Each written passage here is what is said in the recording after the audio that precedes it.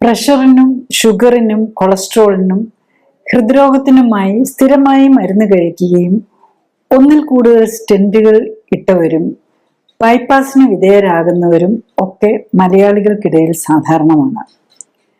മരുന്നിന്റെയോ സ്റ്റെന്റിന്റെയോ bypass ഓപ്പറേഷന്റെയോ കുറവ് കൊണ്ടാണോ പ്രഷറും ഷുഗറും കൊളസ്ട്രോളും ഹാർട്ട് അറ്റാക്കും ഒക്കെ ഉണ്ടാകുന്നത്? എപ്പോഴെങ്കിലും ചിന്തിച്ചിട്ടുണ്ടോ?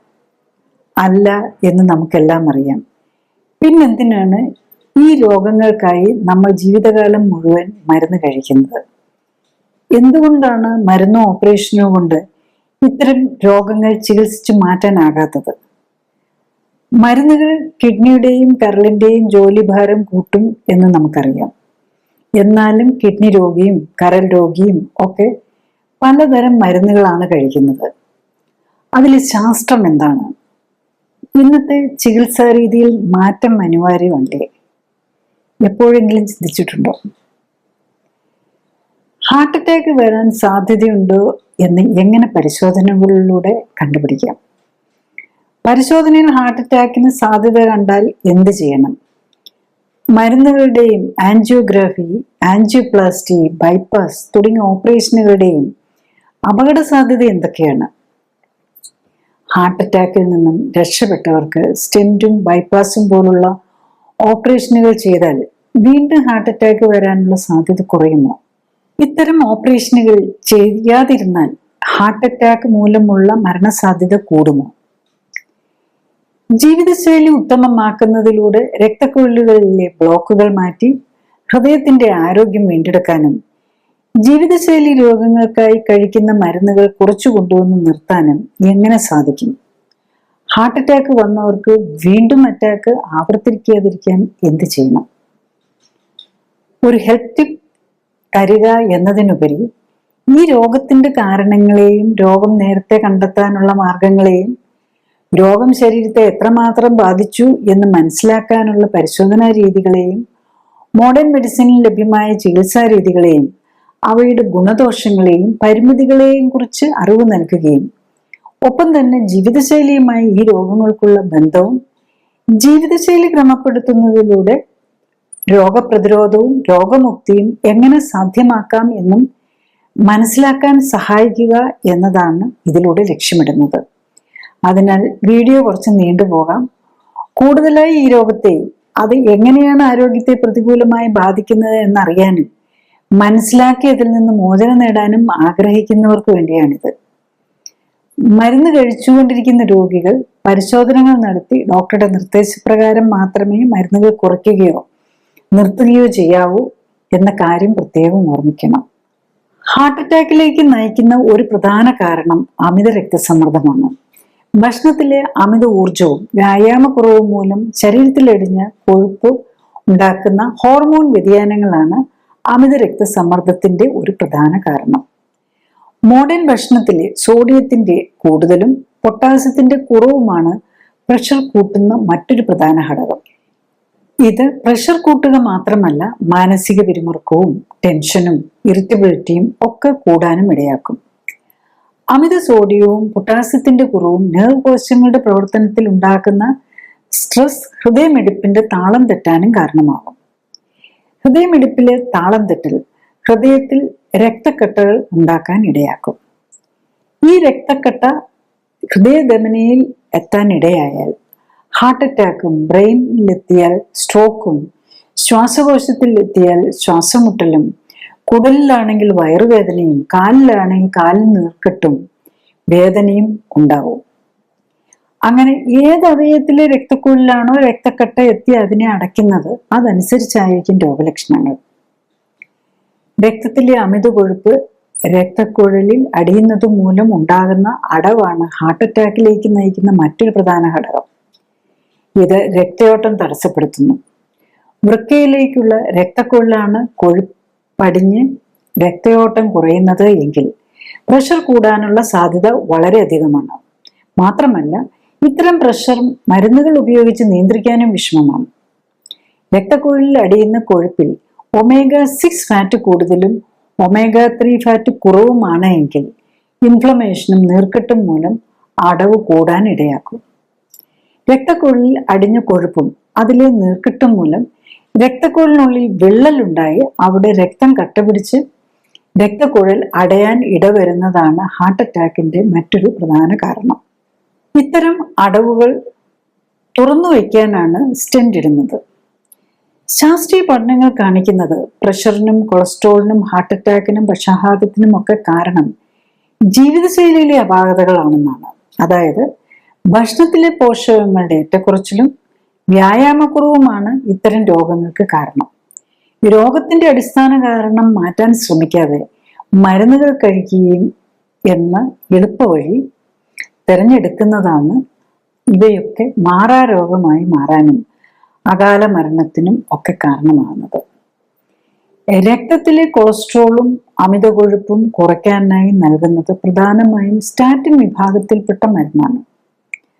കോശങ്ങളുടെ നിർമ്മാണത്തിനും വൈറ്റമിൻ ഡിയുടെയും സെക്സ് ഹോർമോണുകളുടെയും മറ്റ് സ്റ്റിറോയിഡ് ഹോർമോണുകളുടെയും നിർമ്മാണത്തിനും മറ്റ് പല മെറ്റബോളിക് പ്രവർത്തനങ്ങൾക്കും വേണ്ട അത്യാവശ്യ ഘടകമാണ് കൊളസ്ട്രോൾ. സ്റ്റാറ്റിൻ വിഭാഗത്തിൽപ്പെട്ട മരുന്നുകൾ കൊളസ്ട്രോളിന്റെ നിർമ്മാണത്തെ ബ്ലോക്ക് ചെയ്യുന്നതിനാൽ ശരീരത്തിന് സെല്ലുലാർ ലെവലിൽ ആവശ്യമായ പല മെറ്റബോളിക് പ്രവർത്തനങ്ങളെയും കൊളസ്ട്രോളിന്റെ കുറവ് തടസ്സപ്പെടുത്തും. ക്ഷീണം, ഉറക്കക്കുറവ്, മേലുവേദന, ഓർമ്മക്കുറവ്, സെക്ഷൽ ഡിസ്ഫങ്ഷൻ തുടങ്ങി പലവിധ ആരോഗ്യ പ്രശ്നങ്ങളും സ്റ്റാറ്റിൻ വിഭാഗത്തിൽപ്പെട്ട മരുന്നുകളുടെ ദീർഘനാളത്തെ ഉപയോഗം മൂലം ഉണ്ടാകാം. അടുത്തതായി പ്രഷറിനായി കഴിക്കുന്ന മരുന്നുകൾ ഏതൊക്കെയെന്ന് നോക്കാം. ശരീരത്തിന് മൊത്തമായോ ഏതെങ്കിലും ശരീരഭാഗത്തിന് മാത്രമോ ആവശ്യത്തിന് രക്തയോട്ടവും ഓക്സിജനും പോഷകങ്ങളും കിട്ടാതെ വരുമ്പോൾ ഉണ്ടാകുന്ന നാച്ചുറൽ റെസ്പോൺസ് ആണ് ബ്ലഡ് പ്രഷർ കൂടുക എന്നത്. ബ്രെയിൻ, രക്തക്കുഴലുകൾ, ഹൃദയം, കിഡ്നി, ലിവർ, ലങ്സ് തുടങ്ങിയ പലതരം അവയവങ്ങളുടെ ഒരുമിച്ചുള്ള ശ്രമഫലമായാണ് ബ്ലഡ് പ്രഷർ ഉത്തമമായി നിലനിർത്താൻ ശരീരത്തിന് കഴിയുന്നത്. ഈ പ്രവർത്തനങ്ങളിലെ വിവിധ തലങ്ങളിൽ വെച്ച് മരവിപ്പിക്കുകയാണ് ഇന്ന് പ്രഷറിനായി ഉപയോഗിക്കുന്ന മരുന്നുകൾ ചെയ്യുന്നത്. പ്രഷർ കൂടാനുള്ള മറ്റൊരു പ്രധാന കാരണം രക്തത്തിലെ സോഡിയത്തിന്റെ അളവ് കൂടുന്നതാണ്. ഭക്ഷണത്തിലൂടെ അമിതമായ അളവിൽ സോഡിയം ഉള്ളിൽ ചെല്ലുന്നതും ഇൻസുലിൻ റെസിസ്റ്റൻസ് മൂലം ഇൻസുലിന്റെ അളവ് ശരീരത്തിൽ ക്രമാതീതമായി കൂടുന്നത് മൂലമുണ്ടാകുന്ന സോഡിയം റിട്ടൻഷനും അമിത രക്തസമ്മർദ്ദം ഉണ്ടാക്കാം. പ്രമേഹ ചികിത്സയ്ക്കായി ഇൻസുലിനും മരുന്നുകളും എടുത്തു തുടങ്ങുമ്പോൾ പ്രഷർ കൂടാൻ കാരണവും ഇതാണ്. പ്രഷറിനായി നൽകുന്ന ചില മരുന്നുകൾ സോഡിയം പുറന്തള്ളാൻ കിഡ്നിയെ സഹായിക്കുകയാണ് ചെയ്യുന്നത്. കൂടുതൽ കാലം ഈ മരുന്നുകൾ ഉപയോഗിക്കുന്നതിലൂടെ കിഡ്നിയുടെ ശേഷി കുറയാനും സോഡിയം കുറയുന്നത് മൂലമുള്ള ആരോഗ്യ പ്രശ്നങ്ങൾക്കും കാരണമാകാം. രക്തക്കുഴലുകളിലെ മസിലുകളുടെ ശേഷി കുറച്ച് അവയെ വികസിപ്പിച്ച് നിർത്തുന്നതിലൂടെ ബ്ലഡ് പ്രഷർ കുറയ്ക്കാനാണ് മറ്റു ചില മരുന്നുകൾ ശ്രമിക്കുന്നത്. ഈ മരുന്നുകൾ രക്തക്കുഴലിലെ മസിലുകളെ മാത്രമല്ല ശരീരത്തിലെ മറ്റു മസിലുകളുടെ പ്രവർത്തനങ്ങളെയും മന്ദീഭവിപ്പിക്കാൻ സാധ്യതയുണ്ട്. അതിനാൽ ദീർഘനാൾ കഴിക്കേണ്ടി വരുമ്പോൾ പലതരം പാർശ്വഫലങ്ങൾ ഉണ്ടാക്കാം. പലപ്പോഴും പ്രഷർ നിയന്ത്രിക്കാനായി 3 4 അതിൽ കൂടുതലോ മരുന്നുകൾ കഴിക്കേണ്ടതായി വരുന്നു. പലതരം മരുന്നുകൾ കഴിച്ചിട്ടും പലർക്കും പ്രഷർ നിയന്ത്രിക്കാൻ സാധിക്കാറില്ല. ഇതിന് കാരണം ശരീരഭാഗങ്ങൾക്ക് ഓക്സിജനും പോഷകങ്ങളും വേണ്ടത്ര കിട്ടുന്നില്ല എന്ന സിഗ്നൽ നിലനിൽക്കുന്നതിനാൽ ബോഡി പ്രഷർ കൂട്ടി രക്തയോട്ടം കൂട്ടാനായി ശ്രമിക്കുന്നു എന്നാണ്. കിഡ്നിയിലെ രക്തക്കുഴലുകളിലെ അടവ് പരിധി വിട്ടാൽ എത്ര മരുന്ന് നൽകിയാലും ബ്ലഡ് പ്രഷർ കൺട്രോൾ ചെയ്യാൻ പറ്റില്ല. ദീർഘകാലം പ്രഷർ അമിതമായി തുടരുകയോ പ്രഷർ കുറയ്ക്കാനായി ദീർഘകാലം മരുന്ന് കഴിക്കേണ്ടി വരികയോ ചെയ്യുന്നത് ബ്രെയിനിനെയും കിഡ്നിയെയും ലിവറിനെയും ആണ് ഏറ്റവും ദോഷകരമായി ബാധിക്കുന്നത്. പ്രഷർ കുറച്ചു നിർത്തിയിരിക്കുന്നതിനാൽ ബ്രെയിനിലേക്കുള്ള രക്തയോട്ടം കുറയുന്നത് മൂലം നെർവ് കോശങ്ങൾക്ക് വേണ്ട പോഷകങ്ങൾ കിട്ടാതാകുന്നതും വിസർജ്യ വസ്തുക്കൾ കോശങ്ങൾക്കുള്ളിലും പുറത്തും കെട്ടിനിൽക്കാൻ ഇടയാകുന്നതും മറവി രോഗം പോലുള്ള ഡീജനറേറ്റീവ് ഡിസീസിന് കാരണമാകാം. എല്ലാ മരുന്നുകളും ശരീരത്തെ സംബന്ധിച്ചിടത്തോളം വിഷമാണ്. പോഷകങ്ങളല്ലാത്ത എല്ലാം, മരുന്നുകൾ ഉൾപ്പെടെ പോഷകങ്ങൾ തന്നെ അമിതമായാലും ശരീരത്തെ സംബന്ധിച്ചിടത്തോളം വിഷമാണ്. വിഷാംശം ഉള്ളിൽ ചെന്നാൽ അത് മാറ്റേണ്ടത് ഇമ്മ്യൂൺ സിസ്റ്റത്തിൻ്റെയും വൃക്ക, കരൾ തുടങ്ങിയ അവയവങ്ങളുടെയും ജോലിയാണ്.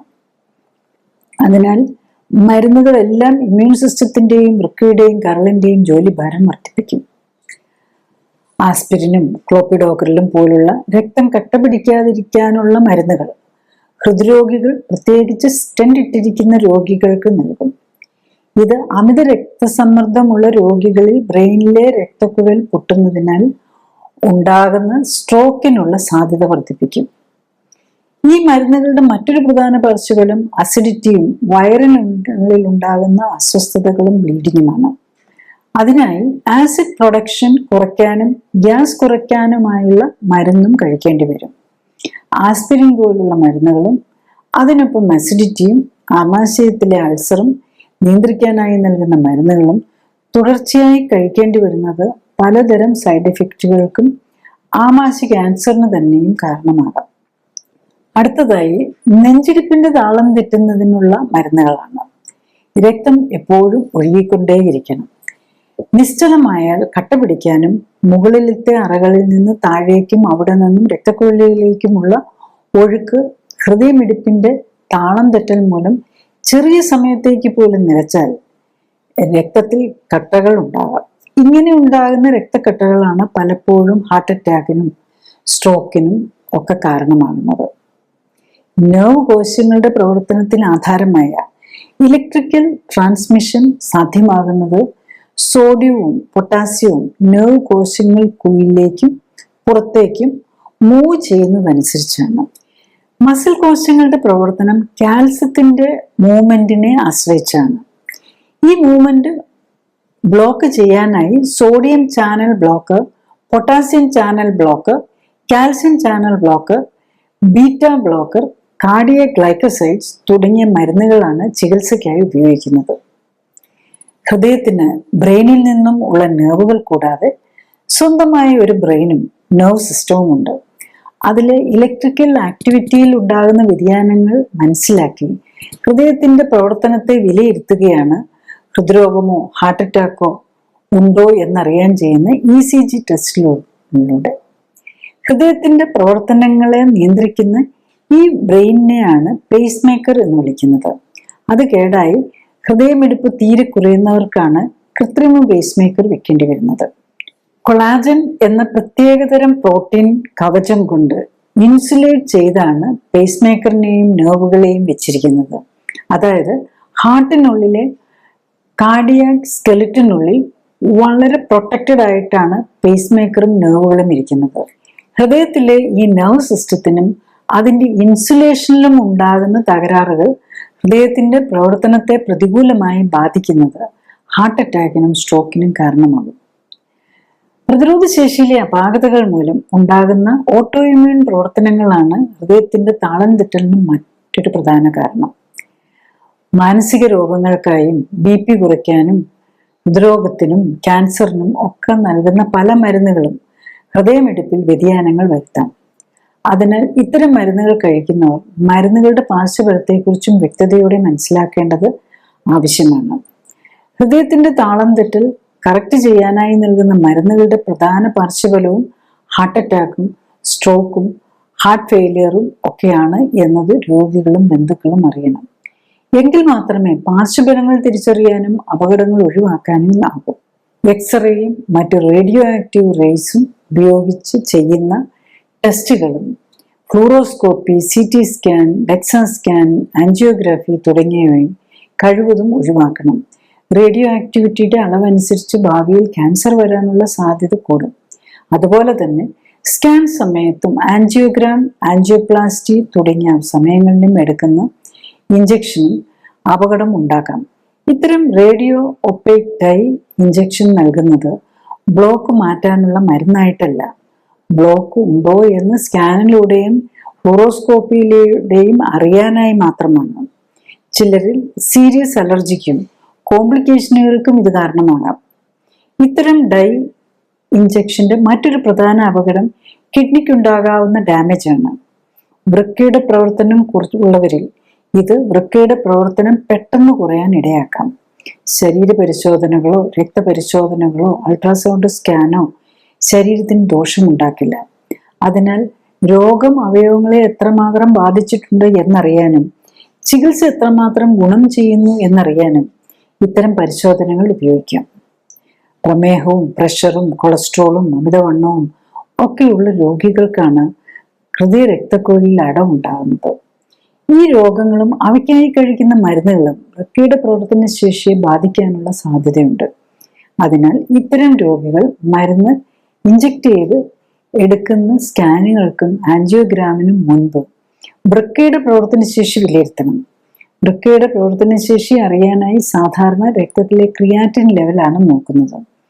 വൃക്കയുടെ പ്രവർത്തനശേഷി തീരെ കുറഞ്ഞ് GFR 40 താഴെ എത്തുമ്പോൾ മാത്രമേ ക്രിയാറ്റിൻ പതുക്കെ കൂടി തുടങ്ങുകയുള്ളൂ. വൃക്കയുടെ പ്രവർത്തനശേഷിയിൽ കുറവുണ്ടോ എന്നറിയാനായി GFR ടെസ്റ്റാണ് നോക്കേണ്ടത്. GFR 90 താഴെ എത്തിയാൽ വൃക്കയുടെ പ്രവർത്തനത്തിൽ കുറവ് വന്നു എന്ന് മനസ്സിലാക്കാം. GFR 40 താഴെ എത്തുമ്പോഴാണ് ക്രിയാറ്റിൻ നോർമലിലും കൂടുക. GFR 15 താഴെ എത്തുമ്പോഴാണ് ഡയാലിസിസിനും വൃക്ക മാറ്റിവെക്കലും ഒക്കെ വേണ്ടി വരുന്നത്. മരുന്ന് ഇഞ്ചക്ട് ചെയ്ത ശേഷം എടുക്കുന്ന സ്കാനുകൾക്കും ആൻജിയോഗ്രാമിനും ആൻജിയോപ്ലാസ്റ്റിക്കും മുമ്പ് തീർച്ചയായും GFR ടെസ്റ്റ് ചെയ്യുകയും GFR കുറഞ്ഞ് തുടങ്ങിയിട്ടുണ്ടെങ്കിൽ അത്തരം പരിശോധനകളും ഓപ്പറേഷനുകളും ഒഴിവാക്കാനും ശ്രമിക്കണം. രക്തക്കുഴലുകളിൽ ഉണ്ടാകുന്ന അടവ് തുറക്കാനായി ബലൂൺ ഉപയോഗിച്ച് ആ ഭാഗം വികസിപ്പിക്കുകയും വീണ്ടും അടഞ്ഞു പോകാതിരിക്കാനായി സ്റ്റെന്റ് അഥവാ മെറ്റൽ മെഷ് വയ്ക്കുകയും ചെയ്യുന്ന ഓപ്പറേഷനാണ് ആൻജിയോപ്ലാസ്റ്റി. ബ്ലോക്ക് കണ്ടുപിടിക്കാനായി ചെയ്യുന്ന ആൻജിയോഗ്രാമിലും സ്റ്റെന്റ് ഇടുന്ന ആൻജിയോപ്ലാസ്റ്റിയിലും ഫ്ലൂറോസ്കോപ്പി ഉപയോഗിക്കുന്നതിനാൽ റേഡിയേഷൻ വളരെ കൂടുതലായി ഏൽക്കേണ്ടി വരും. കൂടാതെ ഡൈ ഇഞ്ചക്ഷൻ എടുക്കേണ്ടി വരുന്നതിനാലുള്ള അപകട സാധ്യതയുമുണ്ട്. സ്റ്റെന്റ് ഇടുന്നതിനാലുള്ള ഏറ്റവും പ്രധാന പ്രശ്നം അതിൻ്റെ ചുറ്റും രക്തം കട്ടപിടിക്കാനുള്ള സാധ്യതയാണ്. രക്തം കട്ടപിടിക്കാതിരിക്കാനുള്ള ആസ്പിരിൻ, ക്ലോപ്പിഡോഗ്രൽ തുടങ്ങിയ മരുന്നുകൾ ദീർഘകാലം കഴിക്കേണ്ടി വരും. ഈ മരുന്നുകൾ മൂലം ഉണ്ടാകുന്ന അസിഡിറ്റിയും അസ്വസ്ഥതകളും കുറയ്ക്കാനായി കഴിക്കുന്ന മരുന്നുകളും പല ആരോഗ്യ പ്രശ്നങ്ങൾക്കും കാരണമാകാം. ഒരിക്കൽ സ്റ്റെന്റ് ഇട്ട ആൾക്ക് വീണ്ടും ഇടേണ്ടി വരാറുണ്ട്. ഫോറിൻ വസ്തുവായ സ്റ്റെന്റിനെതിരെ ഉണ്ടാകുന്ന ശരീരത്തിന്റെ പ്രതിരോധ പ്രവർത്തനങ്ങൾ മൂലം രക്തക്കുഴൽ ചുരുങ്ങി വീണ്ടും അടയാനുള്ള സാധ്യതയുണ്ട്. ഇതിനായി ഇൻഫ്ലമേഷൻ കുറയ്ക്കാനുള്ള മരുന്ന് പുരട്ടിയ സ്റ്റെന്റുകൾ ആണ് ഇന്ന് കൂടുതലായി ഉപയോഗിക്കുന്നത്. ക്യാൻസർ ചികിത്സയ്ക്കായി ഉപയോഗിക്കുന്ന ചില മരുന്നുകളാണ് ഡ്രഗ് എലൂറ്റിൻ സ്റ്റെന്റുകളിൽ ഉപയോഗിക്കുന്നത്. നല്ല പ്രഷറിലും സ്പീഡിലും രക്തമൊഴുകുമ്പോൾ എത്ര കാലം ഈ മരുന്നുകൾക്ക് അതിൽ നിലനിൽക്കാനാകും എന്നതാണ് പ്രശ്നം. തനിയെ അലിഞ്ഞു പോകുന്ന സ്റ്റെന്റുകൾ ചില കമ്പനികൾ വികസിച്ചുവെങ്കിലും പാർശ്വഫലങ്ങൾ മൂലം പിൻവലിക്കേണ്ടി വന്നു. ബൈപ്പാസ് ഓപ്പറേഷനെ അപേക്ഷിച്ച് ആൻജിയോപ്ലാസ്റ്റിയിൽ മുറിവ്, വേദന, ഓപ്പറേഷനുമായി ബന്ധപ്പെട്ട അപകട സാധ്യതകൾ തുടങ്ങിയവ കുറവാണ്. എങ്കിലും പെർഫറേഷൻ, എംബളൈസേഷൻ, സ്റ്റെന്റ് റിലേറ്റഡ് കോംപ്ലിക്കേഷനുകൾ തുടങ്ങിയ സാധ്യതയുണ്ട്. അടുത്തതായി ബൈപ്പാസ് സർജറിയാണ്. നെഞ്ചിലെ പ്രധാന അസ്ഥിയായ സ്റ്റേർണത്തെ നെടുകെ മുറിച്ച ശേഷമാണ് ഇത്തരം ഹൃദയം തുറന്ന് ചെയ്യേണ്ട ശസ്ത്രക്രിയകൾ ചെയ്യുന്നത്. ഏകദേശം 20 സെന്റിമീറ്റർ നീളത്തിലുള്ള മുറിവ് നെഞ്ചിലെ എല്ലിന്റെ മധ്യത്തിൽ ഉണ്ടാകും. നെഞ്ചിലെ വാരിയെല്ലുകൾക്കും ഇതിനോടനുബന്ധിച്ചുള്ള ശ്വാസകോശവുമായി ബന്ധപ്പെട്ട പേശികൾക്കും രക്തം നൽകുന്ന രക്തക്കുഴലുകളെ ഹൃദയത്തിലേക്ക് മാറ്റി സ്ഥാപിക്കുകയാണ് ബൈപ്പാസ് ഓപ്പറേഷൻ ചെയ്യുന്നത്. കൂടുതൽ രക്തക്കുഴലുകളിൽ അടവുണ്ടെങ്കിൽ കാലിലെ രക്തക്കുഴൽ ഓപ്പറേഷനിലൂടെ എടുത്ത് അതും ഹൃദയത്തിനായി ഉപയോഗിക്കും. ഹൃദയത്തെ ശക്തിപ്പെടുത്താനായി മറ്റ് അവയവങ്ങളിലേക്ക്, പ്രത്യേകിച്ച് ശ്വാസോച്ഛ്വാസവുമായി ബന്ധപ്പെട്ട പേശികൾക്കും അസ്ഥികൾക്കും ഉള്ള രക്തയോട്ടം കുറയ്ക്കേണ്ടി വരുന്നു എന്നതാണ് ഈ ഓപ്പറേഷന്റെ ഒരു പ്രധാന പ്രശ്നം.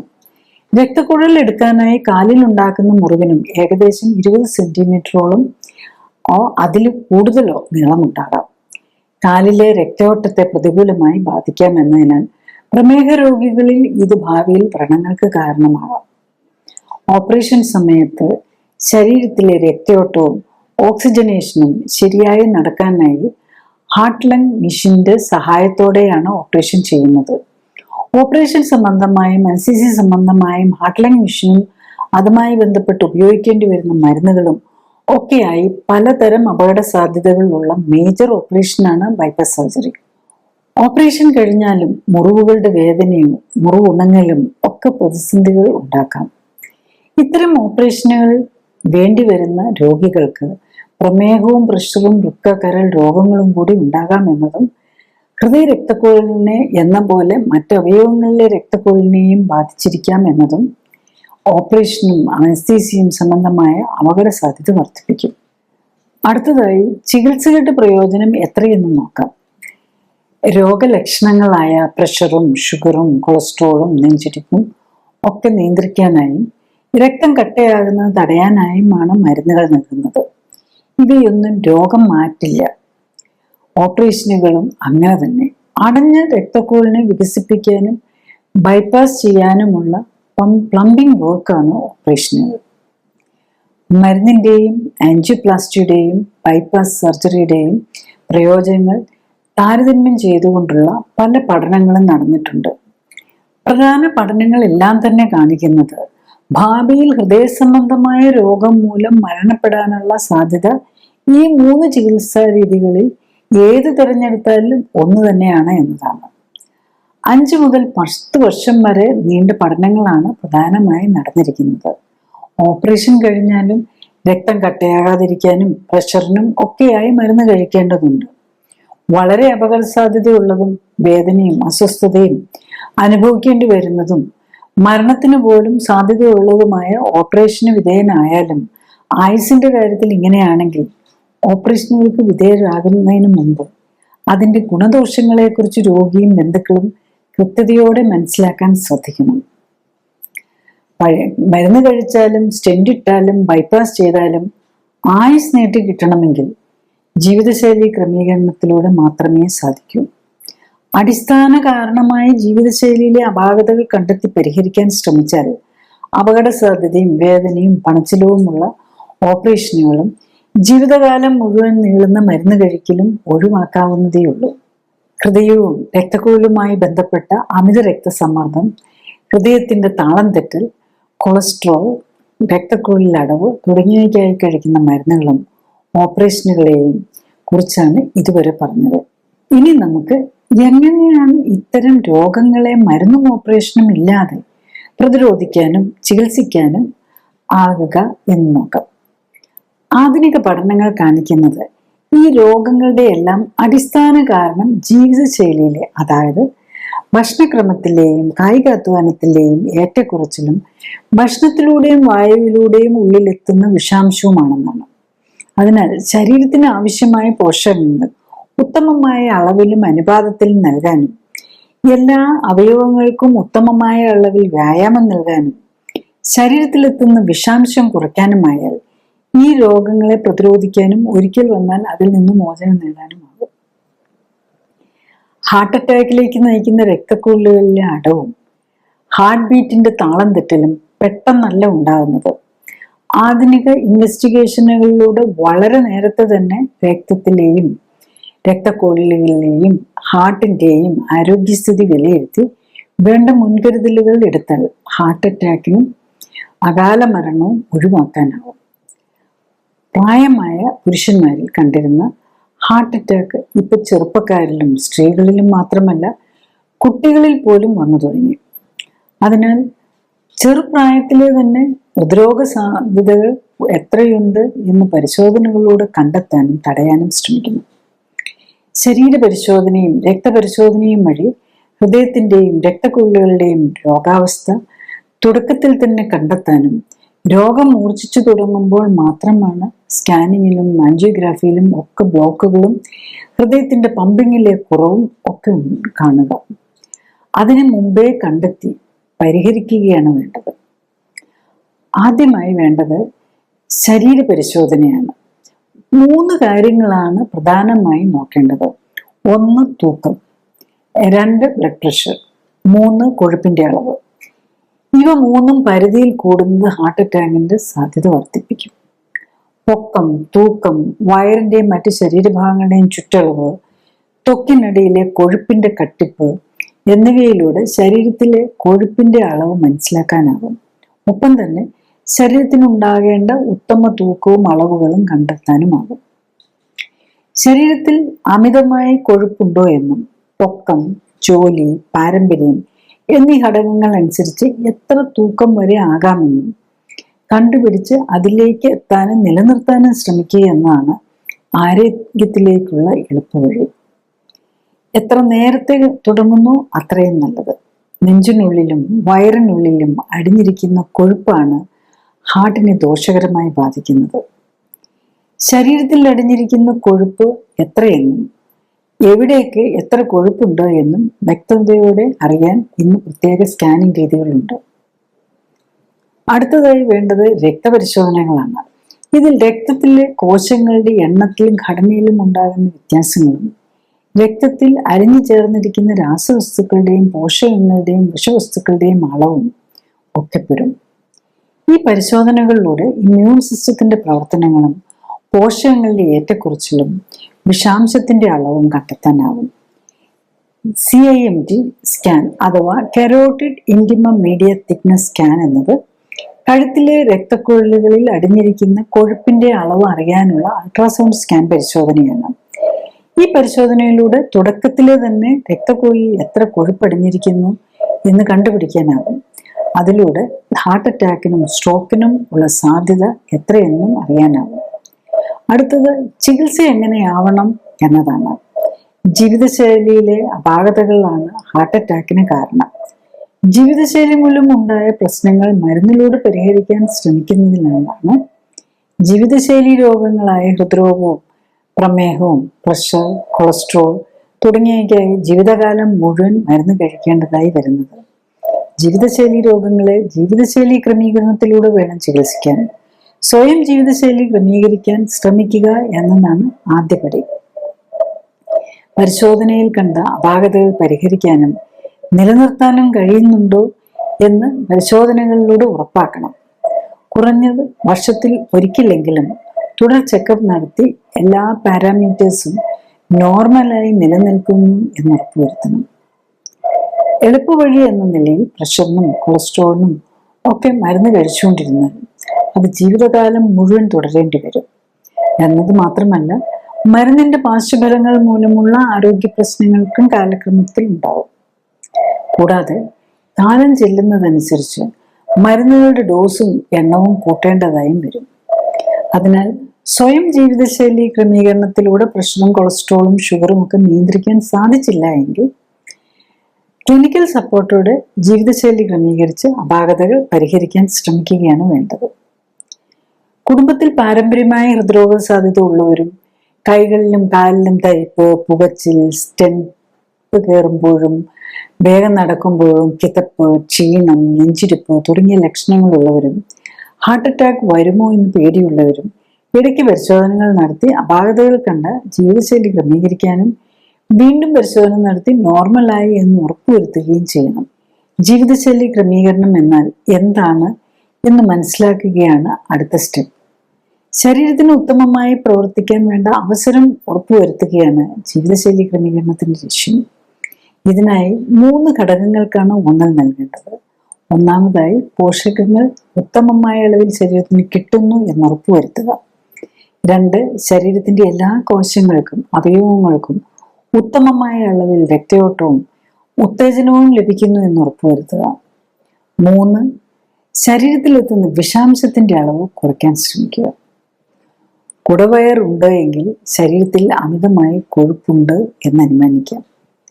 അങ്ങനെയുള്ളവർ ടമ്മി ഫ്ലാറ്റ് ആകുന്നതുവരെ ഊർജ സ്രോതസ്സുകളായ അന്നജവും കൊഴുപ്പും മധുരവും അടങ്ങിയ ഭക്ഷണം കഴിവതും ഒഴിവാക്കണം. പാചക എണ്ണയായി വെളിച്ചെണ്ണ, നെയ്യ്, olive oil, canola oil, palm oil ഇവയിൽ ഏതെങ്കിലും ഏറ്റവും കുറഞ്ഞ അളവിൽ മാത്രം ഉപയോഗിക്കുക. സൺഫ്ലവർ ഓയിൽ, തവിടെണ്ണ, എള്ളെണ്ണ, കടലയെണ്ണ തുടങ്ങിയവ നീർക്കെട്ട് കൂടാൻ ഇടയാക്കും എന്നതിനാൽ ഒഴിവാക്കണം. കൃത്രിമ രുചിക്കൂട്ടുകളും പ്രിസർവേറ്റീവുകളും നിറങ്ങളും ഒക്കെ ചേർത്ത ഭക്ഷ്യവസ്തുക്കൾ ഒഴിവാക്കാൻ ശ്രദ്ധിക്കണം. അമിതവണ്ണവും കുടവയറും മാറുന്നവരെ പയറുവർഗ്ഗങ്ങൾ, മീന്, ഇറച്ചി, മുട്ട, ഇലക്കറികൾ, പച്ചക്കറികൾ എന്നിവയ്ക്കാണ് ഭക്ഷണത്തിൽ പ്രാമുഖ്യം കൊടുക്കേണ്ടത്. അരി, ഗോതമ്പ്, കിഴങ്ങുവർഗ്ഗങ്ങൾ തുടങ്ങിയ അന്നജം കൂടുതലുള്ള ഭക്ഷണം ദുർമേധസ് മാറുന്നതുവരെ ഒഴിവാക്കണം. കുടവയർ മാറിയാൽ ഇഷ്ടമുള്ള പോഷക സമ്പുഷ്ടമായ ഭക്ഷണം കായികാധ്വാനത്തിന്റെ തോതനുസരിച്ച് കഴിക്കാം. തൂക്കം എല്ലാ ആഴ്ചയും നോക്കാനും കുടവയർ തിരികെ വരുന്നില്ല എന്ന് ഉറപ്പുവരുത്താനും ശ്രദ്ധിച്ചാൽ മതി. ശ്വാസം പുറത്തേക്ക് വിടുന്ന അവസരത്തിലാണ് ഹൃദയത്തിലേക്കുള്ള രക്തയോട്ടം വർദ്ധിക്കുന്നത്. അതിനാൽ വ്യായാമത്തിനൊപ്പം ശ്വസന നിയന്ത്രണത്തിലും പ്രത്യേക ശ്രദ്ധ വേണം. അമിതവണ്ണമുള്ളവർ ഓടുക, നടക്കുക തുടങ്ങി കാലുകൾക്ക് ആയാസം ഉണ്ടാക്കുന്ന വ്യായാമം ചെയ്താൽ മുട്ടിന് തേയ്മാനവും ആർത്രൈറ്റിസും വരാൻ സാധ്യതയുള്ളതിനാൽ ഇത്തരം വ്യായാമങ്ങൾ ഒഴിവാക്കുന്നതാണ് നല്ലത്. പകരം കിടന്നുകൊണ്ടും ഇരുന്നു കൊണ്ടും ചെയ്യാവുന്ന ശ്വസന നിയന്ത്രണത്തോടെയുള്ള വ്യായാമവും നീന്തലും ആണ് നല്ലത്. പോഷകങ്ങൾ അല്ലാത്ത മരുന്നുകൾ ഉൾപ്പെടെയുള്ള എല്ലാത്തിനെയും ടോക്സിനായാണ് ശരീരം കാണുന്നത്. പോഷകങ്ങൾ തന്നെ അമിതമായാലും അതും ടോക്സിനാണ്. കായികാധ്വാനം ഇല്ലാത്ത ഇന്നത്തെ ജീവിത രീതിയിൽ ഭക്ഷണത്തിലെ അമിത കൊഴുപ്പും അന്നജവും അതിനോടൊപ്പം ഉള്ളിൽ ചെല്ലുന്ന കൃത്രിമ നിറങ്ങളും പ്രിസർവേറ്റീവ്സും രുചിക്കൂട്ടുകളും എല്ലാം വിഷം പോലെയാണ് പ്രവർത്തിക്കുന്നത്. ഇവയെല്ലാം രക്തത്തിലേക്കാണ് ആഗിരണം ചെയ്യപ്പെടുന്നത്.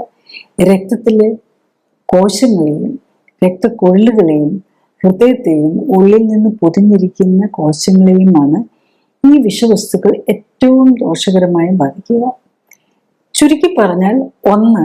ശരീരത്തിൽ അമിതമായി കൊഴുപ്പുണ്ടോ എന്നും പൊക്കം, ജോലി, പാരമ്പര്യം എന്നീ ഘടകങ്ങൾ അനുസരിച്ച് എത്ര തൂക്കം ആകാമെന്നും കണ്ടുപിടിച്ച് അതിലേക്ക് എത്താനും അത് നിലനിർത്താനും ശ്രമിക്കുക. 2. കുടവയറുണ്ടെങ്കിൽ മാറ്റുകയും വീണ്ടും വരാതെ ശ്രദ്ധിക്കുകയും ചെയ്യുക. 3. ഇടയ്ക്ക് രക്തപരിശോധനകൾ നടത്തി രക്തത്തിലെ കൊഴുപ്പും ഷുഗറും കാർഡിയാക് മാർക്കേഴ്സും എല്ലാം നോർമലാണ് എന്ന് ഉറപ്പുവരുത്തുക. 4. പ്രഷറോ ഷുഗറോ കൊളസ്ട്രോളോ കൂടിയാൽ മരുന്ന് കഴിച്ച് നിയന്ത്രിക്കാൻ ശ്രമിക്കാതെ ഭക്ഷണ ക്രമീകരണവും വ്യായാമവും വഴി നോർമലാക്കി നിലനിർത്താൻ ശ്രമിക്കുക.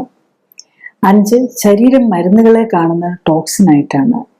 മരുന്ന് എമർജൻസി ഘട്ടത്തിൽ കുറച്ച് ദിവസങ്ങളിൽ മാത്രം ഉപയോഗിക്കാനുള്ളതാണ്, അല്ലാതെ എല്ലാ ദിവസവും ഭക്ഷണം പോലെ കഴിക്കാനുള്ളതല്ല എന്ന യാഥാർത്ഥ്യം മനസ്സിലാക്കണം. 6. സ്വന്തം ശരീരമാകുന്ന ബാക്ടറിയുടെ മാനേജറാണ് താനെന്നും ശരിയായ പോഷണവും വ്യായാമവും വിഷവസ്തുക്കളിൽ നിന്നുള്ള സംരക്ഷണവും നൽകി ശരീരത്തെ സംരക്ഷിക്കുക എന്നത് സ്വന്തം ഉത്തരവാദിത്വമാണ് എന്നും മനസ്സിലാക്കുക. 7. പാർശ്വഫലങ്ങളില്ലാത്ത മരുന്നോ അപകട സാധ്യതയില്ലാത്ത ഓപ്പറേഷനും ഇല്ല എന്ന് മനസ്സിലാക്കി മരുന്നുകളിലും ഓപ്പറേഷനുകളിലും ആശ്രയത്വം വളർത്താതിരിക്കാൻ ശ്രദ്ധിക്കുക. 8. ആൻജിയോഗ്രാമും ആൻജിയോപ്ലാസ്റ്റിയും പോലുള്ള ഡൈ ഇഞ്ചക്ട് ചെയ്യേണ്ട പ്രൊസീജിയറുകൾ ജീവിതശൈലി ക്രമപ്പെടുത്താൻ തയ്യാറാണെങ്കിൽ ഒഴിവാക്കാവുന്നതേ ഉള്ളൂ. ഡൈ ഇഞ്ചക്ഷൻ കിഡ്നിയുടെ ആരോഗ്യത്തെ പ്രതികൂലമായി ബാധിക്കും. 9. അമിത പ്രഷറിനും കൊളസ്ട്രോളിനും ഷുഗറിനും ഹാർട്ട് അറ്റാക്കിനും ഒക്കെ കാരണം മരുന്നിന്റെയോ ഓപ്പറേഷന്റെയോ കുറവല്ല. അതിനാൽ മരുന്നോ ഓപ്പറേഷനോ കൊണ്ട് ഇത്തരം രോഗങ്ങൾ മാറ്റാനാകില്ല എന്ന് മനസ്സിലാക്കുക. മറിച്ച് ജീവിതശൈലിയിലെ അപാകതകളാണ് ഇവയ്ക്കെല്ലാം കാരണം എന്ന് മനസ്സിലാക്കി ജീവിതശൈലി ക്രമീകരിക്കാൻ ശ്രമിക്കുക. 10. പുതിയ പഠനങ്ങൾ കാണിക്കുന്നത് ആൻജിയോപ്ലാസ്റ്റിയും ബൈപ്പാസ് ഓപ്പറേഷനും ചെയ്യുന്നത് കൊണ്ട് വീണ്ടും ഹാർട്ട് അറ്റാക്ക് വരാനുള്ള സാധ്യത കുറയ്ക്കുകയോ അറ്റാക്ക് മൂലമുള്ള ഭാവിയിലെ മരണസാധ്യത കുറയ്ക്കുകയോ ചെയ്യുന്നില്ല എന്നാണ്. രോഗിയും ബന്ധുക്കളും ഈ കാര്യങ്ങൾ മനസ്സിലാക്കണം. ഞാൻ ഈ പറഞ്ഞ കാര്യങ്ങൾ ശ്രദ്ധിച്ചു കേൾക്കാനും മനസ്സിലാക്കാനും കഴിഞ്ഞാൽ ഇത്തരം ജീവിതശൈലി രോഗങ്ങളുടെ കാരണം മനസ്സിലാക്കി അവയെ പ്രതിരോധിക്കാനും ഒരിക്കൽ വന്നാൽ നേരത്തെ കണ്ടെത്താനും ജീവിതശൈലിയിൽ വേണ്ട മാറ്റങ്ങൾ വരുത്തി അതിൽ നിന്നും മോചനം നേടാനും സഹായകമാവും. മരുന്നോ ഓപ്പറേഷനോ കൊണ്ട് ഇത്തരം ജീവിതശൈലി രോഗങ്ങൾ മാറ്റാനാകില്ല. കാരണം മരുന്നിന്റെയോ ഓപ്പറേഷന്റെയോ കുറവ് കൊണ്ടല്ല ഇത്തരം രോഗങ്ങൾ ഉണ്ടാകുന്നത്, മറിച്ച് ജീവിതശൈലിയിലെ അപാകതകൾ കൊണ്ടാണ്. അതിനാൽ ജീവിതശൈലി ക്രമീകരണത്തിലൂടെ മാത്രമേ ഇത്തരം ജീവിതശൈലി രോഗങ്ങളെ പ്രതിരോധിക്കാനും ഒരിക്കൽ വന്നാൽ അതിൽ നിന്ന് മോചനം നേടാനും സാധിക്കും. ജീവിതശൈലി രോഗങ്ങൾ കൂടി വരികയാണ്.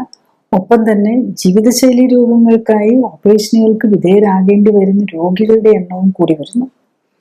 ഓപ്പറേഷന് മുമ്പ് രോഗത്തിന്റെ അടിസ്ഥാന കാരണം എന്ത്, ഓപ്പറേഷൻ എന്താണ് ലക്ഷ്യമിടുന്നത്, ഓപ്പറേഷൻ സമയത്തും അതിനുശേഷവും ഉണ്ടാകുന്ന അപകട സാധ്യതകളും പാർശ്വഫലങ്ങളും എന്തൊക്കെ തുടങ്ങിയ കാര്യങ്ങൾ ബന്ധുക്കളും രോഗികളും മനസ്സിലാക്കാൻ ശ്രമിക്കണം.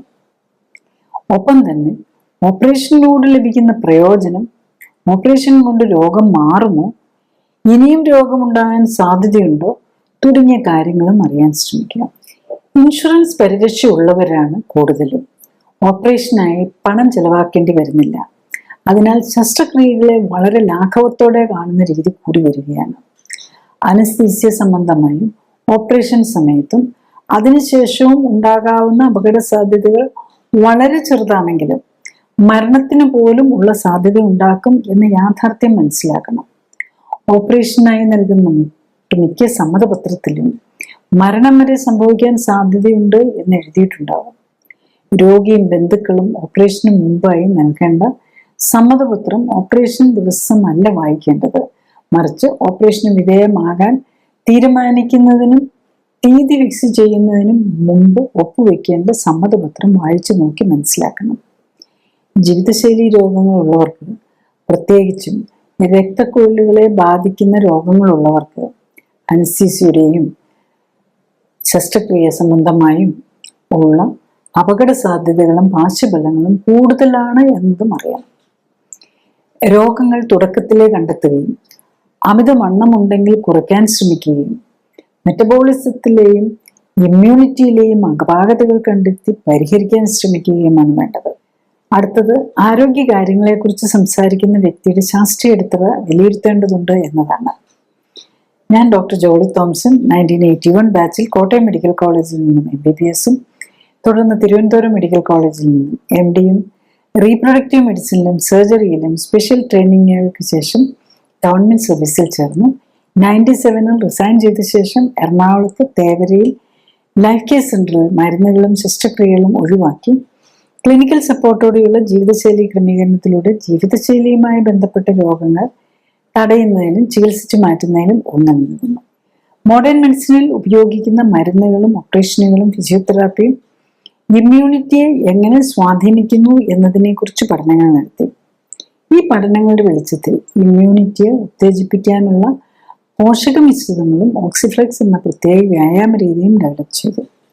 ഈ പോഷക മിശ്രിതങ്ങളുടെയും ഓക്സിഫ്ലെക്സ് വ്യായാമത്തിന്റെയും സഹായത്തോടെ കോശങ്ങളെ ശാക്തീകരിച്ച് രോഗമുക്തിയെ സഹായിക്കാനും ആരോഗ്യം ഉത്തമമാക്കാനും നിലനിർത്താനും സഹായിക്കുന്ന സെൽ ആക്ടിവേഷൻ എന്ന നൂതന ചികിത്സാ രീതിയും ഡെവലപ്പ് ചെയ്തു.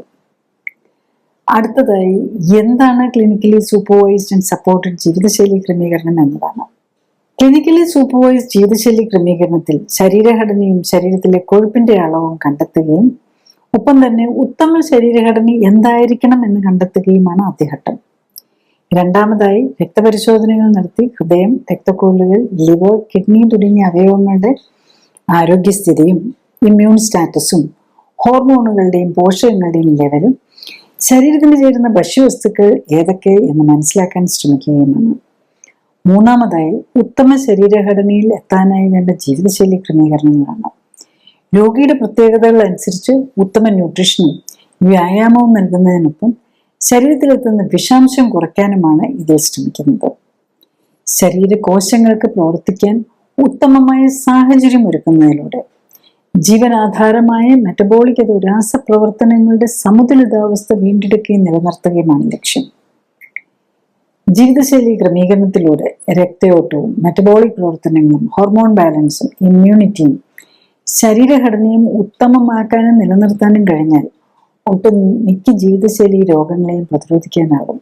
മാത്രമല്ല, വർഷങ്ങളായി മരുന്ന് കഴിക്കുന്നവർക്ക് പോലും രോഗം മൂർച്ഛിച്ച് അവയവങ്ങൾ തീരെ നശിക്കുന്നതിന് മുൻപെങ്കിലും കേടായ ശരീരകോശങ്ങളുടെ പുനർനിർമ്മിതിക്ക് ആവശ്യമായ പോഷകങ്ങൾ നൽകാനും വിഷാംശം ശരീരത്തിലെത്തുന്നത് തടയാനും ശരീരകോശങ്ങളെ എല്ലാം ഉത്തേജിപ്പിക്കാനുതകുന്ന വ്യായാമത്തിലൂടെ എല്ലാ ശരീരകോശങ്ങൾക്കും വേണ്ട രക്തയോട്ടം ലഭിക്കുന്നു എന്നുറപ്പാക്കാനും വേണ്ട ജീവിതശൈലി ക്രമീകരണത്തിന് തയ്യാറായാൽ പ്രമേഹവും പ്രഷറും ഹൃദ്രോഗവും അലർജിയും ആസ്മയും ആർത്രൈറ്റിസും ക്യാൻസറും പോലുള്ള ഒട്ടുമിക്ക ജീവിതശൈലി രോഗങ്ങളിൽ നിന്നും അവയ്ക്കായി കഴിക്കുന്ന മരുന്നുകളിൽ നിന്നും വേണ്ടി വരാവുന്ന ഓപ്പറേഷനുകളിൽ നിന്നും ഒക്കെ മോചനം നേടാനും കഴിയുന്നതേ ഉള്ളൂ. നെക്സ്റ്റ്, ഈ ക്ലിനിക്കലി സപ്പോർട്ടഡ് ജീവിതശൈലി ക്രമീകരണങ്ങളുണ്ട്. ഹാർട്ട് പേഷ്യൻസിന് പ്രത്യേകിച്ചും ബൈപ്പാസോ അല്ലെങ്കിൽ ആൻജിയോഗ്രാമോ അല്ലെങ്കിൽ TMT പോസിറ്റീവ് എന്ന് കണ്ട്, അല്ലെങ്കിൽ ഒരു പ്രാവശ്യം ആൻജിയോഗ്രാം ചെയ്തു അല്ലെങ്കിൽ സ്റ്റെന്റ് ഇട്ടു എന്നിട്ട് വീണ്ടും ഹാർട്ട് പ്രോബ്ലം വന്ന് ഇങ്ങനെയൊക്കെ ഉള്ള പേഷ്യന്റിന് എന്ത് ബെനിഫിറ്റാണ് ഈ clinically supported life style correction കൊണ്ട് കിട്ടിയിട്ടുള്ളതെന്ന് നോക്കാം. മിക്കവാറും പേഷ്യൻസ് ഒരു ഹാർട്ട് അറ്റാക്ക് എന്ന് പറഞ്ഞു കഴിഞ്ഞാൽ ഒരു കാരണം, ഒരു ഡയഗ്നോസ് മാത്രമല്ല ഉണ്ടാവുക, അതിൽ പല പ്രശ്നങ്ങളും കാണും. ഞാനൊരു പേഷ്യൻ്റെ എക്സാമ്പിൾ പറയാം. ഇദ്ദേഹം 49 വയസ്സുണ്ട്, മെയിലാണ്, ഹൈറ്റ് 170 സെന്റിമീറ്റർ, വെയിറ്റ് 71.4, അത്ര ഓവർ വെയിറ്റ് ഒന്നുമില്ല. ഇദ്ദേഹത്തിന് 10 വർഷമായിട്ട് ഡയബറ്റിക് ആണ്. പെട്ടെന്ന് ഹാർട്ട് അറ്റാക്ക് വന്നു, ഹോസ്പിറ്റലിൽ ചെന്നു. അപ്പോൾ ഉടനെ തന്നെ ആൻജിയോഗ്രാം, അതിൻ്റെ പ്രോസസ്സ് ഉടനെ ഇമ്മീഡിയറ്റ്, അതായത് പ്രൈമറി ആൻജിയോപ്ലാസ്റ്റി പോലെ ആൻജിയോഗ്രാം ചെയ്ത് ആൻജിയോപ്ലാസ്റ്റി അപ്പം തന്നെ ഇട്ടു. അപ്പോൾ അത് ആൻജിയോഗ്രാഫി ചെയ്യുന്ന ഒരു സ്റ്റെന്റ് ഇട്ടു. എന്നിട്ട് അദ്ദേഹത്തോട് പറഞ്ഞിരിക്കുന്നത് ഇനിയും ഒരു ക്ലോട്ടുണ്ട് ഹാർട്ടിനകത്ത്, അതുകൊണ്ട് അത് മാറിക്കഴിഞ്ഞിട്ട് 1 മാസം കഴിഞ്ഞിട്ട് വീണ്ടും ഒന്നും കൂടെ സ്റ്റെന്റ് ഇടണമെന്നാണ് പറഞ്ഞിരിക്കുന്നത്. അപ്പം ആ സിറ്റുവേഷനിലാണ് അദ്ദേഹം ഇവിടെ എൻ്റെ അടുത്ത് വരുന്നത്. അതൊരു 4:1 സ്റ്റെന്റ് ഇട്ടു, 8:1 വീണ്ടും ചെയ്തപ്പോഴാണ് ക്ലോട്ട് ഉണ്ടെന്ന് പറഞ്ഞു. അതുകൊണ്ട് ഇനി വെയിറ്റ് ചെയ്തിട്ട് 1 മന്ത് കഴിയുമ്പോൾ ഒന്നും കൂടെ നോക്കി വെച്ചിട്ട് ചെയ്യാമെന്നാണ്. ഇതിൻ്റെ കൂടെ ഇപ്പം നമ്മൾ ടെസ്റ്റുകൾ നോക്കുമ്പോൾ മനസ്സിലാകുന്നത് എന്താണെന്ന് ചോദിച്ചു കഴിഞ്ഞാൽ, അദ്ദേഹത്തിന് ഫാറ്റി ലിവർ ഉണ്ട്, അതുപോലെ പ്രോസ്റ്റേറ്റ് എൻലാർജ്മെന്റ് ഉണ്ട്, അതുപോലെ കിഡ്നി ഫങ്ഷൻ കുറവാണ്, GFR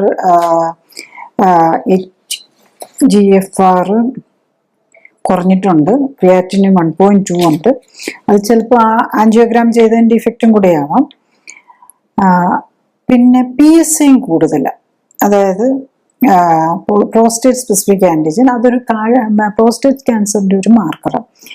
പിന്നെ അദ്ദേഹത്തിന് തൈറോയിഡിൻ്റെ തുടക്കവും കാണുന്നുണ്ട്. AMA ഒരു ആൻറ്റി തൈറോയിഡ് ആൻറ്റിബോഡിയാണ്, ഒരു ആൻറ്റിമൈക്രോമിയൽ ആൻറ്റിബോഡി എന്ന് പറയുന്നത് കൂടുതലും കാണിക്കുന്നുണ്ട്. അപ്പോൾ മൾട്ടിപ്പിൾ പ്രോബ്ലംസ് കാണിക്കുന്നുണ്ട്. HbA1c കുറേ അധികം മരുന്നുകൾ അദ്ദേഹം കഴിക്കുന്നുണ്ട്, പ്രഷറിനും ഷുഗറിനും ഒക്കെ ആയിട്ട്. ആക്ച്വലി ഓൾമോസ്റ്റ് 15 ഗുളികകൾ ദിവസം കഴിക്കുന്നുണ്ട്, 13 തരം മരുന്നുകളുണ്ട്. അപ്പൊ അതില് ക്ലോപ്പിലെറ്റ് ഉണ്ട്, ആസ്പിരിനും ബ്ലഡ് തിന്നേഴ്സ് ഉണ്ട്. അതിപ്പം സ്റ്റെന്റ് ഇട്ടതല്ലേ ഉള്ളൂ, അത് കഴിയുമ്പം ഇതുണ്ട്. ആസ്പിരിനും ക്ലോപ്പിലെറ്റും എലെക്സിബാൻ എന്ന് പറഞ്ഞൊരു ടാബ്ലറ്റും കൂടെ ഉണ്ട്. അത് 3 തരം ബ്ലഡ് തിന്നേഴ്സ് ആണ് കൊടുത്തിരിക്കുന്നത്. സാധാരണ 2 കാണാറുള്ളൂ. മേ ബി അദ്ദേഹത്തിന് ഈ ഹാർട്ടിനകത്തൊരു ക്ലോട്ട് ഉണ്ടെന്ന് പറഞ്ഞില്ല, അതുകൊണ്ടായിരിക്കും ഈ 3 എണ്ണം കൊടുത്തിരിക്കുന്നത്. പിന്നെ ഹാർട്ടിന് വേണ്ടിയിട്ട് യുവാബ്രാൻഡ്, ഫ്ലവഡോൺ, അങ്ങനെ അതൊക്കെ 2-3 നേരം വെച്ച് കഴിക്കുന്നുണ്ട്. പിന്നെ പ്രഷറിന് വേണ്ടിയിട്ട് സ്പൈറനോലാക്ടോൺ, ടെൽമിസാർട്ടാൻ, മെറ്റപ്രലോൾ 3 തരം ഗുളികയുണ്ട്. പിന്നെ ടോസ്റ്റാറ്റിൻ 40 മില്ലിഗ്രാം ഉണ്ട്. പിന്നെ ഷുഗറിന് വേണ്ടിയിട്ട് മെറ്റ്ഫോമിൻ ഉണ്ട്, വിഡാഗ്ലിപ്റ്റിൻ ഉണ്ട്, ഡപ്പാഗ്ലോഫ്ലോസിനുണ്ട്. പിന്നെ വയറിൽ അസ്വസ്ഥത, പിന്നെ ബ്ലഡ് തിന്നേഴ്സ്, മെസ്പിരിനും ഒക്കെ ഉണ്ടല്ലോ, അതിനുവേണ്ടി പ്രാൻഡപ്രസോൾ, ഇത്രയധികം മരുന്ന് അദ്ദേഹം കഴിക്കുന്നുണ്ട്. അപ്പൊ ഇദ്ദേഹത്തിന് വരുമ്പോൾ ഉള്ള ഒന്ന്, ഈ ഹാർട്ട് ഇനി അടുത്ത ആൻജിയോപ്ലാസ്റ്റി എങ്ങനെയും മാറ്റി കിട്ടുമോ എന്നുള്ള ആഗ്രഹമുണ്ട്. പിന്നെ ഈ ഭയങ്കര ക്ഷീണമാണ്, ഒന്നും ചെയ്യാൻ പറ്റുന്നില്ല, ഇതാണ് അദ്ദേഹത്തിന്റെ കംപ്ലൈന്റ് ആയിരുന്നു. അപ്പം ഈ മരുന്നെല്ലാം കൂടെ കഴിക്കുമ്പോഴേക്കും BP കുറഞ്ഞു പോയതായിട്ടാണ് കാണുന്നത്. ഒത്തിരി മരുന്നുണ്ടല്ലോ, ഹാർട്ടിന്റെ മരുന്നുകളും BP കുറയ്ക്കുന്നതാണ്. അപ്പൊ ഹാർട്ടിന്റെ മരുന്നുകൾ തന്നെ 2 എണ്ണം ഉണ്ട്. പിന്നെ ഈ BP-ക്കുള്ള മരുന്ന് ഇപ്പം 5-6 മരുന്നുകൾ കഴിക്കുന്നുണ്ട് അതിനുവേണ്ടി. അതുകൊണ്ട് തീരെ ക്ഷീണമാണ്. അപ്പം ഈ മരുന്നൊക്കെ കഴിച്ചിട്ടും HbA1c ശരിക്കും 8.8 ഉണ്ട് താനും. ക്ലിനിക്കലി സപ്പോർട്ടഡ് ലൈഫ് സ്റ്റൈൽ കറക്ഷനിൽ എങ്ങനെയാണെന്ന് ചോദിച്ചാൽ ഡയബറ്റീസ് അതിന് ടൈപ്പ് 2 ഡയബറ്റീസ് ആണ്. ഇൻസുലിനും പെപ്റ്റൈഡും ഒക്കെ നോർമലാണ്. ഡയബറ്റീസിന്റെ മരുന്നുകളെല്ലാം നിർത്തി 8ാമത്തെ ദിവസം വരുമ്പോഴേക്കും റിവ്യൂവിന് വരുമ്പോൾ തന്നെ അദ്ദേഹത്തിന് 13 മെഡിസിനിൽ നിന്ന് 6 കുറയ്ക്കാൻ പറ്റി എന്നുള്ളത്. അപ്പൊ മരുന്നില്ലാതെ HbA1c കുറഞ്ഞ് 8.8 നിന്നിരുന്ന HbA1c 8.1 കുറഞ്ഞു. അതുപോലെ PSAയും കൂടി നിന്നിരുന്ന, അതായത് നമ്മൾ PSA ഇപ്പം ഒത്തിരി പേർക്ക് നമ്മൾ PSA നോക്കുമ്പോൾ കൂടുന്നുണ്ട്. അത് പ്രോസ്റ്റേറ്റ് ക്യാൻസറിനുള്ള പോസിബിലിറ്റി കാണിക്കുന്നതാണ്. അദ്ദേഹത്തിന് PSA 6.1 നിന്ന് 8th ഡേ ആയപ്പോഴേക്കും 4.5 കുറഞ്ഞു. പിന്നെ 15th ഡേ ആയപ്പോഴേക്കും 7.7 എത്തി. 30th ഡേ ആയപ്പോൾ 6.5 ആയി. ഇപ്പം ഡേ 60 ആയപ്പോഴേക്കും വിത്തൗട്ട് മെഡിസിൻ HbA1c 5.7 എത്തി എന്നുള്ളതാണ്. ഈ ഷുഗർ വിതിൻ 24 hours തന്നെ കറക്റ്റായി. പിന്നെ ഒരിക്കലും RBC ആകെ ഒരിക്കലൊക്കെ ആഴ്ചയിൽ ഒരു ദിവസം ഇഷ്ടമുള്ളതൊക്കെ കഴിക്കാറുണ്ട്. ആ ദിവസം മാത്രം ഇച്ചിരി കൂടാറുണ്ട്. ബാക്കി അത് വിതിൻ 24 hours അത് കറക്റ്റ് ചെയ്ത് പോകും. അപ്പം എങ്ങനെയാണ്. അതുപോലെ തന്നെ 30ാമത്തെ ദിവസം ആയപ്പോഴേക്കും പിന്നെ മരുന്നിന്റെ കാര്യം എടുത്തു കഴിഞ്ഞാൽ ഈ മരുന്നുകൾ കുറച്ചുകൊണ്ട് വന്ന് ഒരു 15th ഡേ ആയപ്പോൾ തന്നെ ക്ഷീണവും മറ്റു ബുദ്ധിമുട്ടുകളും ഒക്കെ മാറി. 30ാമത്തെ ദിവസം ആയപ്പോഴേക്കും ആകെ 3 മരുന്നുകളേ ഉള്ളൂ. 3 4 ഗുളികകൾ. അതായത് ആ 3 ക്ലോട്ട് ആകാതിരിക്കാനുള്ളതുണ്ടല്ലോ. ഇപ്പൊ സ്റ്റെന്റ് ഇട്ടതല്ലേ ഉള്ളൂ. അതുകൊണ്ട് കാർഡിയോളജിസ്റ്റ് കൊടുത്തിരിക്കുന്ന 3 ആന്റി ബ്ലഡ് തിന്നേഴ്സും കഴിക്കുന്നുണ്ട്. പിന്നെ അതിൻ്റെ കൂടെ അസിഡിറ്റി വരാതിരിക്കാൻ കഴിക്കുന്നുള്ള അസിഡിറ്റിക്കുള്ള മരുന്നും കഴിക്കുന്നുണ്ട്. അങ്ങനെ 4 തരം മരുന്ന്. അത് 1 year ആകാതെ സ്റ്റെന്റ് ഇട്ട് പോയത് കൊണ്ട് നമുക്ക് നിർത്താൻ പറ്റില്ല. അപ്പൊ അതാണ് അദ്ദേഹത്തിന്റെ സിറ്റുവേഷൻ. അപ്പം ബേസിക്കലി നമ്മൾക്ക് ഇനി അടുത്ത സ്റ്റെന്റ് കൂടി ഇട്ടാലും പ്രഷറും ഷുഗറും ഒന്നും മാറിയല്ലോ. ഹാർട്ടിന് അറ്റാക്ക് വരാനും ഹാർട്ടിന് ഇൻഫ്ലമേഷൻ വരാനും കാരണം എന്താ? ബേസിക്കലി ഈ ഡയബറ്റീസും ഹൈപ്പർ ടെൻഷനും ഒക്കെയാണ്, കൊളസ്ട്രോളും ആണ്. ഇതൊക്കെ നമുക്ക് വിതിൻ്റെ മന്ത് കൊണ്ട് തന്നെ കൺട്രോൾ ആക്കാൻ പറ്റി. 1 മാസം കൊണ്ട് മരുന്നിൽ നിന്ന് ഓവർകം ചെയ്യും. ബ്ലഡ് തിന്നേഴ്സ് ഒഴിച്ചുള്ള ബാക്കി എല്ലാ മരുന്നുകളും 1 മാസം കൊണ്ട് നിർത്തി നോൺ ഡയബറ്റിക് സ്റ്റേജിലേക്ക് എത്താൻ പറ്റിയെന്നുള്ളതാണ്. അദ്ദേഹത്തിന്റെ ബോഡി ഏജ് ആക്ച്വലി വരുമ്പോൾ 49 വയസ്സുള്ള ആൾക്ക് വരുമ്പം 51 ശരിക്കും ഒത്തിരി ഓവർ വെയിറ്റ് ഒന്നും അല്ല. അതുകൊണ്ട് ബോഡി ഏജ് അധികം കാണിക്കുന്നില്ല. ആക്ച്വലി ഏജിങ് വന്നിരിക്കുന്നത് വാസ്കുലർ ഏജിങ് ആണ്, രക്തക്കൊള്ളിലെയാണ് ഏജിങ് ബാധിച്ചിരിക്കുന്നത്. പക്ഷെ ബോഡി ഏജ് ആണെങ്കിലും 60 ദിവസം ആയപ്പോഴേക്കും അദ്ദേഹത്തിന് ബോഡി ഏജ് 38 വന്നു എന്നുള്ളതാണ്. 38 വയസ്സ്. അതാണ്. അപ്പൊ 10 വയസ്സിൽ കൂടുതൽ 12-13 വയസ്സോളം ഈ 2 മാസം കൊണ്ട് മൊത്തത്തിൽ കുറഞ്ഞു. രക്തക്കൊള്ളിലെ ആണെങ്കിലും ഈ ആത്രോസ്ക്ലെറോസിസും എല്ലാം കുറഞ്ഞു. അതുകൊണ്ടാണ് ഈ ബുദ്ധിമുട്ടുകളെല്ലാം മാറിയിരിക്കുന്നത്.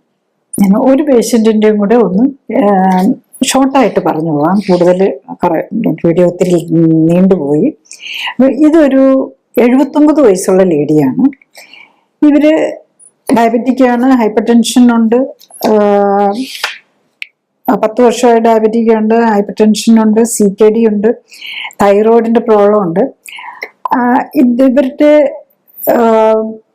നെഞ്ചുവേദനയായിട്ട് ചെന്ന് നോക്കുമ്പം ആൻജിയോഗ്രാമിന് മുമ്പായിട്ട് നോക്കുമ്പം ഇതൊരു മെഡിക്കൽ കോളേജിലായിരുന്നു. അപ്പോൾ അവിടെ വെച്ച് നോക്കുമ്പോൾ അവർക്ക് GFR 23 ഉള്ളൂ. അപ്പോൾ അവിടെ നിന്ന് പറഞ്ഞു അവർക്ക് ചെയ്യാൻ പറ്റില്ല. 79 വയസ്സുകൊണ്ട് GFR ഇത്ര ഇതായതുകൊണ്ട് അവർക്ക് ബൈപ്പാസ് വേണം, പക്ഷെ ചെയ്യാൻ പറ്റില്ല എന്നുള്ളതായിരുന്നു. ബൈപ്പാസ് വേണ്ടി വരും, പക്ഷെ ആൻജിയോഗ്രാം തന്നെ ചെയ്യാൻ പറ്റില്ല എന്ന് ഉള്ള ഒരിതിലാണ് അവർ വന്നത്. അത് കഴിഞ്ഞിട്ടാണ് അവരിവിടെ വരുന്നത്. അപ്പം ആൻജിയോഗ്രാം ചെയ്യാൻ വയ്യ, തീരെ വേദന, എപ്പോഴും വേദനയും, ശരിക്കും അഞ്ചൈന പെയിൻ ഉണ്ട്, ഇച്ചിരി നടക്കുമ്പോൾ തന്നെ വേദനയും ബുദ്ധിമുട്ടും ഒക്കെ ഉണ്ട്.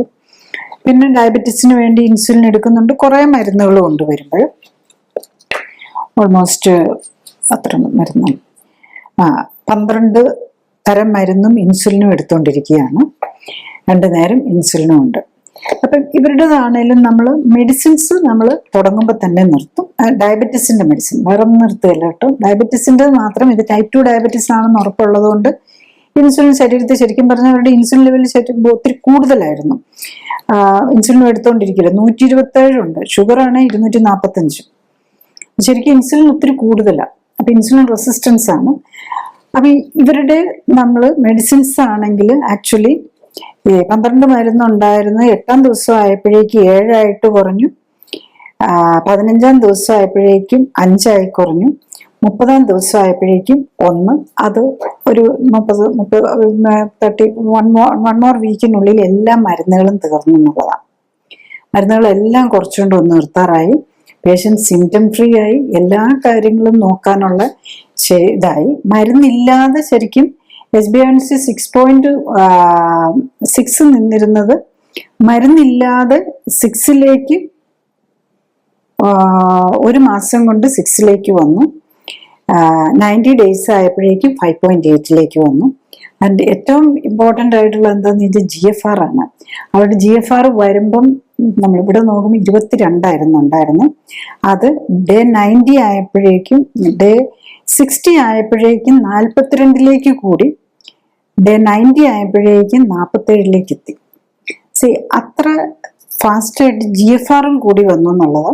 പിന്നെ കുറച്ച് തൈറോയിഡ് ഫങ്ഷൻസ്, ഇപ്പം ഈവൻ മൈക്രോ ആൽബുമിൻ ഉണ്ടായിരുന്നു, എല്ലാത്തിലും കുറവ് വന്നു. പക്ഷെ ഇനി കുറച്ച് കാര്യങ്ങളോട് കറക്റ്റ് ചെയ്യാനുണ്ട്. 90 days കൊണ്ട് ഇത്രയും ഹാർട്ടിന് പ്രോബ്ലം, ഇത്രയും പ്രായമുള്ളവരുടെ എല്ലാ കാര്യങ്ങളും കറക്റ്റ് ആകുന്നില്ല.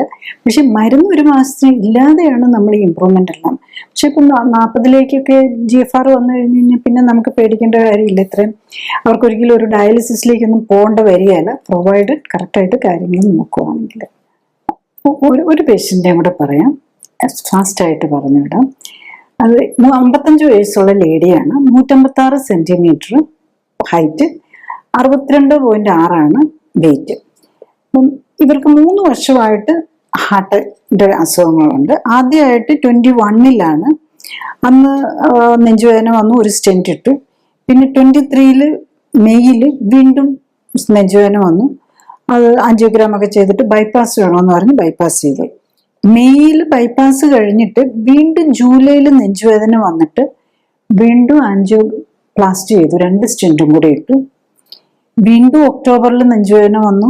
അപ്പം ബലൂൺ ആൻജിയോപ്ലാസ്റ്റി ചെയ്തു. കാരണം മറ്റേ പിന്നെ ഇടാൻ പറ്റിയില്ല. അപ്പം ബലൂൺ വെച്ച് ഡയലേറ്റ് ചെയ്തു. അപ്പം ഇനിയും ബ്ലോക്ക് ഉണ്ട്. അപ്പം ഇനിയും ആൻജിയോപ്ലാസ്റ്റി ചെയ്യാൻ പറ്റില്ല. അതുകൊണ്ട് വീണ്ടും ഒരു ബൈപ്പാസിനും കൂടെ ചെയ്യണമെന്നാണ് ഇവരോട് പറഞ്ഞിരിക്കുന്നത്. അപ്പം ആ സിറ്റുവേഷനിലാണ് ഇവിടെ വരുന്നത്. അവർക്ക് കുറെ മരുന്നുകളുണ്ട്.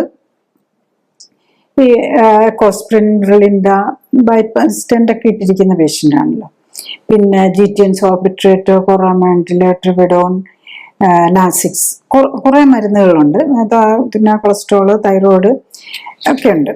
ഓക്കെ, ഓൾമോസ്റ്റ് ഒരു 17 ഗുളികകൾ ദിവസം എടുക്കുന്നുള്ള പേഷ്യൻ്റാണ്. നമ്മൾ ഇവിടെ നോക്കുമ്പോൾ നമ്മളൊരു കുറച്ചൊരു പ്രീ ഡയബറ്റിക് ആയിട്ടും കൂടെ കാണുന്നുണ്ട്. പക്ഷെ ഡയബറ്റീസിനായിട്ടുള്ള മരുന്നുകളൊന്നും എടുക്കുന്നില്ലായിരുന്നു. പിന്നെ കിഡ്നി ഫങ്ഷൻ കുറവുണ്ട്. GFR 70 ഉള്ളൂ. അത് മിക്കവാറും ഈ സ്റ്റെന്റും പല പ്രാവശ്യം ഇതൊക്കെ ചെയ്തതിൻ്റെ ആയിരിക്കും. എനിവേ നമ്മൾ ട്രീറ്റ്മെന്റ് തുടങ്ങി 8ാമത്തെ ദിവസം വരുമ്പോഴേക്ക് 6 മരുന്ന് ഗുളികയായിട്ട് കുറയ്ക്കാൻ പറ്റി. പിന്നെ 15ാമത്തെ ദിവസം ആകുമ്പോഴേക്കും 3 ഗുളികൾ. അത് പിന്നെ കണ്ടിന്യൂ ചെയ്യണം. 3 ഗുളികൾ എന്ന് പറഞ്ഞാൽ ബ്ലഡ് തിന്നേഴ്സും അസിഡിറ്റിക്കുള്ള മരുന്നും. അപ്പൊ അതാണ് 30 ദിവസത്തിനുള്ളിൽ എല്ലാ മരുന്നും കുറച്ചുകൊണ്ടൊന്ന് മറ്റേ ജസ്റ്റ് അത് സ്റ്റെന്റ് ഇട്ടിരിക്കുന്നതുകൊണ്ട് ലാസ്റ്റ് സ്റ്റെന്റ് ഇട്ട് ടൈം പീരീഡ് വരെ, അടുത്ത വർഷം വരെ അത് തുടർന്നുകൊണ്ട് പോയേ പറ്റുള്ളൂ. ഐ തിങ്ക് ലാസ്റ്റ് സ്റ്റെന്റ് ഇട്ടിരിക്കുന്നത് ജൂലൈയിലാണ്. അപ്പൊ ജൂലൈ 24 വരെ, ജൂലൈ 2023 ജൂലൈയിലാണ് ഇട്ടത്. 2024 വരെ, ജൂലൈ വരെ ആ മരുന്ന് മാത്രം കണ്ടിന്യൂ ചെയ്യേണ്ടി വരും. ബാക്കിയുള്ള എല്ലാ മരുന്നുകളും കൊണ്ട് വരാൻ പറ്റി. അതുപോലെ അവരുടെ ബോഡി ആണെങ്കിലും 62.5 അവര്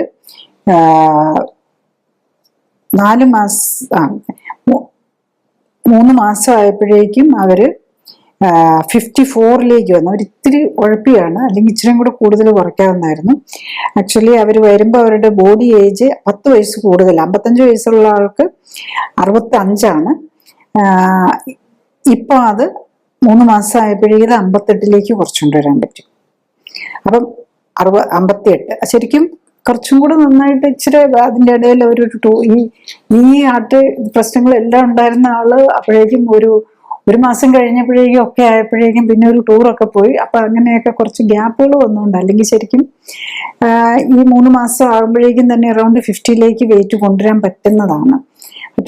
പക്ഷെ കുഴപ്പമില്ല, 54 എത്തിയിട്ടുണ്ട്.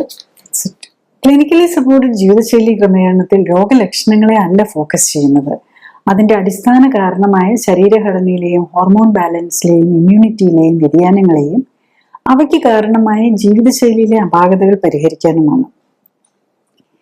അതുകൊണ്ടാണ് ഏത് പ്രായത്തിലുള്ള ആൾക്കും ഒരേ സമയം വ്യത്യസ്ത രോഗങ്ങൾക്കും രോഗലക്ഷണങ്ങൾക്കും അസ്വസ്ഥതകൾക്കും ആശ്വാസം ലഭിക്കുന്നത്. രോഗമുക്തിക്ക് ആധാരം ഇമ്മ്യൂൺ സിസ്റ്റമാണ്. ഇമ്മ്യൂൺ സിസ്റ്റത്തിന് ഉത്തമമായി പ്രവർത്തിക്കാനുള്ള അവസരം ഒരുക്കുകയും അതിലൂടെ ശരീരത്തിന്റെ സെൽഫ് ഹീലിംഗ് പവറിനെ ഉത്തേജിപ്പിക്കുകയുമാണ് വേണ്ടത്. സ്വയം ജീവിതശൈലി ക്രമീകരിച്ച് ആരോഗ്യം ഉത്തമമാക്കി നിലനിർത്താനാണ് എല്ലാവരും ശ്രമിക്കേണ്ടത്.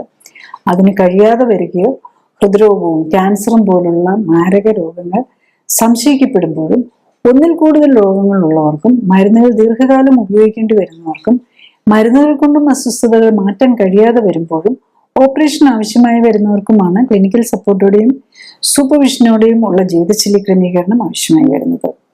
ജീവിതശൈലി ക്രമീകരണത്തിന്റെ ശാസ്ത്രീയ വശങ്ങളെക്കുറിച്ചും ക്ലിനിക്കൽ സപ്പോർട്ടോടെയുള്ള ജീവിതശൈലി ക്രമീകരണത്തെക്കുറിച്ചും വെബ്സൈറ്റിൽ നിന്നും യൂട്യൂബിൽ നിന്നും കൂടുതൽ അറിയാനാകും.